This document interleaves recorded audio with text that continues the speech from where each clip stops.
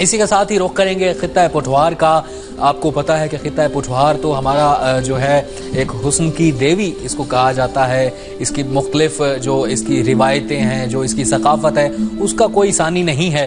تو خطہ پٹھوار کے مختلف جو علاقے ہیں، مختلف جو شہر ہیں، وہ اپنی تاریخ اپنے اندر منفرد تاریخ رکھتے ہیں۔ تو اگر بات کی جائے چکوال کی تحصیل کلر کہار کی، تو وہاں جہاں پر وہ خوبصورتی میں اپنا کوئی ثانی نہیں رکھتی ہے، وہیں پر اس کی ایک خاص تاریخ بھی ہے۔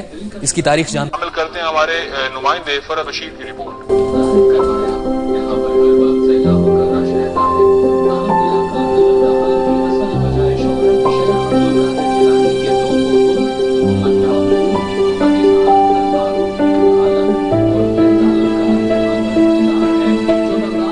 چکوال کی تحصیل کلر کہار کی بین الاقوامی سطح پر تاریخی اور سیاحتی اعتبار سے ایک خاص پہچان ہے۔ مغل بادشاہ ظہیر الدین بابر کی تصنیف تزک بابری میں اس کا ذکر ملتا ہے۔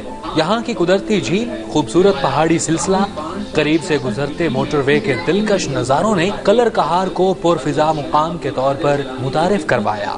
یہاں پر ہر وقت سیاحوں کا رش رہتا ہے، تاہم علاقہ کلر کہار کی اصل وجہ شہرت شیخ عبد القادر جیلانی کے 2 پوتوں محمد یعقوب، محمد اسحاق المعروف نور عالم اور فیض عالم کا یہاں پر مزار ہے، جو بغداد شریف سے یہاں پر تشریف لائے۔ دربار سخی آہو باہو اور موروں والی سرکار کے نام سے مشہور ان بزرگ ہستیوں کے باعث اس علاقے کا جغرافیائی، تاریخی اور روحانی مقام بہت بلند ہے۔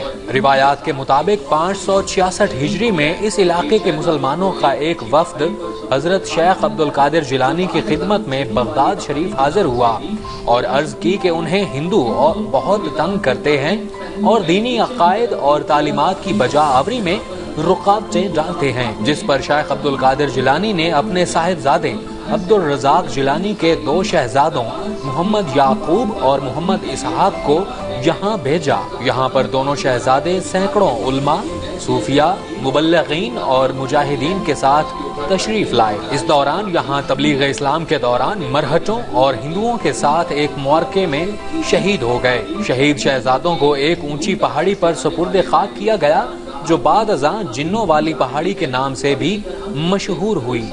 ان بزرگوں کے مزار کے دائیں پہلو میں نیچے کی طرف ایک چلہ گاہ بھی ہے، جہاں پر حضرت سخی سلطان باہو نے 40 روز تک قیام کیا۔ ملک بھر سے عقیدت مند زائرین دربار سخی آہو باہو پر حاضری کے لیے تشریف لاتے ہیں۔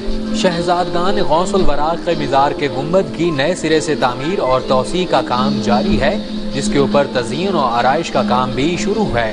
مزار کے مغربی پہلو میں ایک بڑی اور خوبصورت مسجد کی بھی تعمیر جاری ہے، جبکہ دور دراز سے آنے والے زائرین کی آرام گاہ بھی تعمیر کی جا رہی ہے، اور اسی طرح ایک مدرسہ بھی یہاں پر تعمیر کیا جا رہا ہے۔ کیمرہ مین نوید چنجیا کے ساتھ ڈسٹری رپورٹر فرد رشید، K2 TV، چکوال۔ بالکل آپ نے رپورٹ ملاحظہ کی، مزید بھی رپورٹس حصہ بنائیں گے بلیٹن کا، لیکن یہاں پر وقت ہوا ایک مختصر وقفے کا، ہمارے ساتھ رہیے۔